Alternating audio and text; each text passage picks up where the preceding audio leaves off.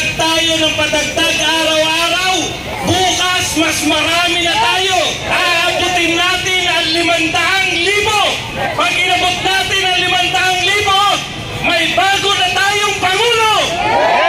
Yes! Usapan po ngayon, ayon kay Tunying, hindi na po, inatras na po ang impeachment para kay BP Sara. Dapat ba tayong matuwa? Hindi! Wala nga kayong may sampang reklamo. Matagal nyo nang sinasabi yung tungkol sa confidential fund, wala naman talaga kayong maikaso. Bakit? Dahil ang mga Duterte ay hindi magnanakaw. Duterte! Duterte! Duterte! Duterte! Magandang araw sa ating lahat, no? Ngayon pong gabing ito, natutuwa tayo dahil ito na po ang pinakamalaking bilang. Padagdag tayo ng padagdag araw-araw. Bukas, mas marami na tayo. Aabutin natin ang 500,000. Pag inabot natin ang 500,000, may bago na tayong Pangulo. Ayon nga kay Bongbong, pangarap yan, pangarap. Ang ating Pangulo, alam po ninyo, na pag nangako, sasabihin, 20 pesos ang bigas, sasabihin, hindi natin kaya yan, pangarap lang. Ang ating Pangulo, hindi niya maintindihan na yung pangarap ng mga Pilipino at pangako nila, kaya sila binoto dahil pinangakuan nila, tinapatan nila yung pangarap ng mga Pilipino. Pero ayon sa administrasyon ni Marcos, ang pangako ay nangangahulugan na hindi matutupad. Sanay na sanay.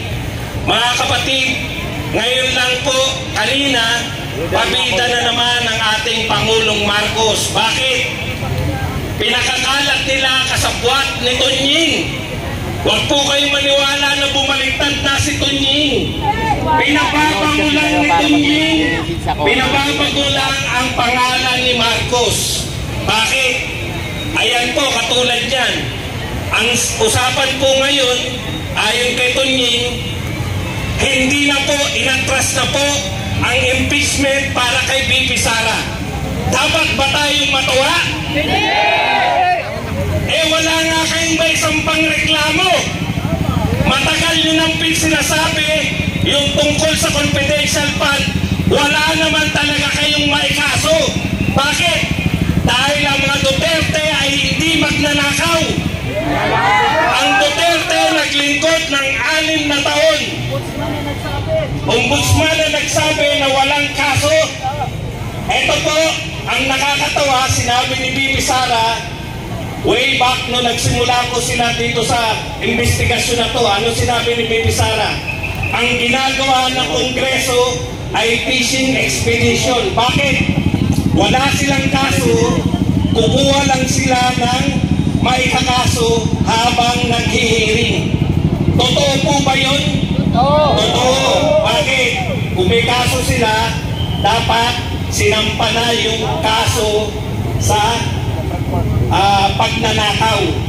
Dalawa po ang pwedeng ikaso sa pagnanakaw. Yung pong graft and corruption at saka plunder. Meron po bang kasong plunder at graft and corruption? Wala!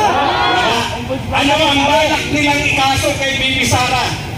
Terrorism, anti-terror law, anti-terror act. Paano magiging terorista ang binoto ng 32 million na katao? Kailan lang nagsalita si BP Sara na ipapapatay niya si Marcos? Ilang araw pa lang, wala pang 1 linggo. Pero may kakasuhan agad. Pinasampila na agad sa NBI. Ano ibig sabihin? Nakakuha sila ng ikakaso dahil sa kanilang ginagawang investigasyon. Pero yung iniimbestigahan nila na confidential fund, may kaso na ba? Wala. Walang kasong pagnanakaw. So malinaw na ito po ay fishing expedition, naghihintay sila na may masabi ang mga Duterte, naghihintay sila, inimitahin ng Duterte, pag may nasabi, kakasuhan nila. May nasabi ba yung mga Duterte? Meron. Bakit nagsalita si Bibi Sara? Na pag siya namatay, may kinausap na siya maghiganti. Kasi may banta sa kanyang buhay. Di ba? Bakit niyo siya itidimanda sa sinabi niya na pinagtatanggol niya lang ang kanyang buhay kung siya ay mamamatay? Tsaka lang kilala na po namin kung sino po ang hinire. Kaya pala takot na takot ang Malacanang. Ang kinausap ni Bibi Sara ay si John Wick. John Wick pa? Andito si John Wick! Ako yun! Impeachment. Atras daw ni Marcos. Serbadong talaga, joker. Pabida na naman si Marcos. Wala naman kayong kinakaso. Ano i-atras nyo? Wala naman kayong pwedeng ikaso kay Bibi Sara. Ano ang i-atras ng kaso? Pinagluloko ninyo ang mga tao. Nagpapabango lang kayo, hindi na kami magpapabudol. Kasuhan nyo si Bibi Sara nang mapahiya kayo sa mundo. Nanonood sa atin, ang nagaganap ngayon ay pinanunood ng buong mundo. Mukhang tanga ang mga taga-Malacanang, mukhang tanga ang mga taga-Kongreso. Dahil wala naman silang iniimbestigahan. Ano ba ang ninakaw ng mga Duterte? Meron. Ang ninakaw ng mga Duterte ay ang mga puso ng mamamayang Pilipino.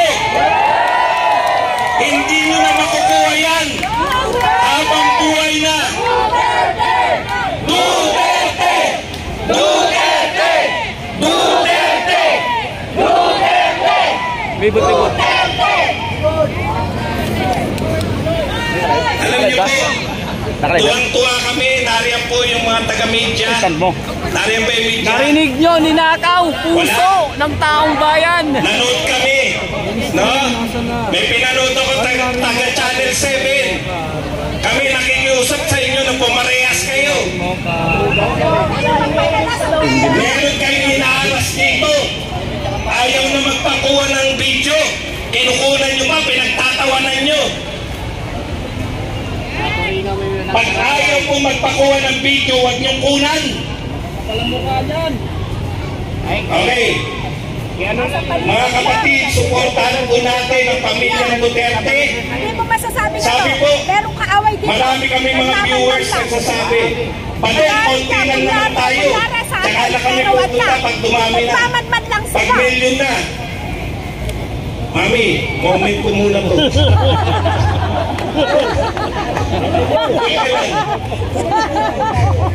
Sabi po ng mga viewers namin, tsaka na kami pupunta dyan pag million na.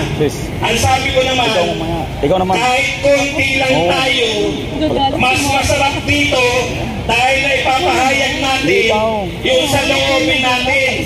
Di po ba? Tapos ito mamaya, oh. Ngayon bang kami dito, mapapagsak na natin ang gobyerno. Moment po na ni Sir Badong. Maaaring hindi pa. Kulang pa eh. Nananawagan pa tayo eh, di ba?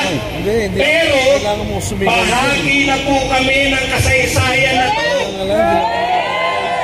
May mga nakausap po ako rito. Taga-EDSA 1. Tinanong ko, million na ba kayo kagad doon nagsimula? Hindi. Hindi. Nagsimula sila sa 100. Ito po, kaklase to ni Enrile. Yun, oh. Ayan. O, mamut ko muna to. Mamaya ka na muna. Nagsimula sila. Sir Badong talaga. Ikaw siya, kayo moment mamaya. Tayo, mag-moment ka mamaya. ilang araw pa lang natin to, libo-libo na ang narito. Maraming salamat po. Duterte!